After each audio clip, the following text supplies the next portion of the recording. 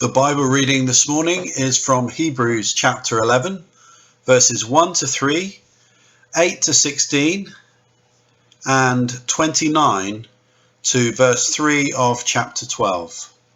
That's Hebrews 11, verses 1 to 3, 8 to 16, and verse 29 of chapter 11 to verse 3 of chapter 12. Now faith is confidence in what we hope for, and assurance about what we do not see. This is what the ancients were commended for. By faith, we understand that the universe was formed at God's command, so that what is seen was not made out of what was visible. By faith, Abraham, when called to go to a place he would later receive as his inheritance, obeyed and went, even though he did not know where he was going. By faith, he made his home in the promised land like a stranger in a foreign country. He lived in tents, as did Isaac and Jacob, who were heirs with him of the same promise. For he was looking forward to the city with foundations, whose architect and builder is God. And by faith, even Sarah, who was past childbearing age, was enabled to bear children, because she considered him faithful who had made the promise. And so from this one man, and he as good as dead, came descendants as numerous as the stars in the sky, and as countless as the sand on the seashore. All these people were still living by faith when they died. They did not receive the things promised. They only saw them and welcomed them from a distance, admitting that they were foreigners and strangers on earth. People who say such things show that they are looking for a country of their own. If they had been thinking of the country they had left, they would have had the opportunity to return. Instead, they were longing for a better country, a heavenly one.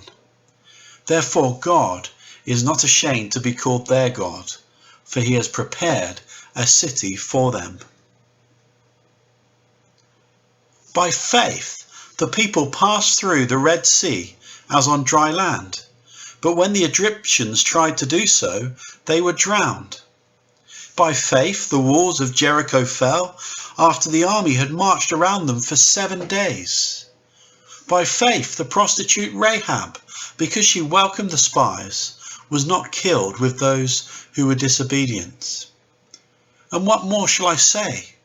I do not have time to tell about Gideon, Barak, Samson, Jephthah, about David and Samuel and the prophets, who through faith conquered kingdoms, administered justice, and gained what was promised, who shut the mouths of lions, quenched the fury of the flames, and escaped the edge of the sword, whose weakness was turned to strength, and who became powerful in battle and routed foreign armies.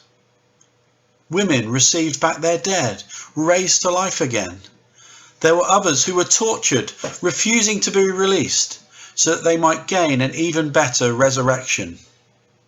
Some faced jeers and flogging, and even chains and imprisonment. They were put to death by stoning. They were sawed in two. They were killed by the sword. They went about in sheepskins and goatskins, destitute, persecuted, and mistreated. The world was not worthy of them. They wandered in deserts and mountains, living in caves and in holes in the ground.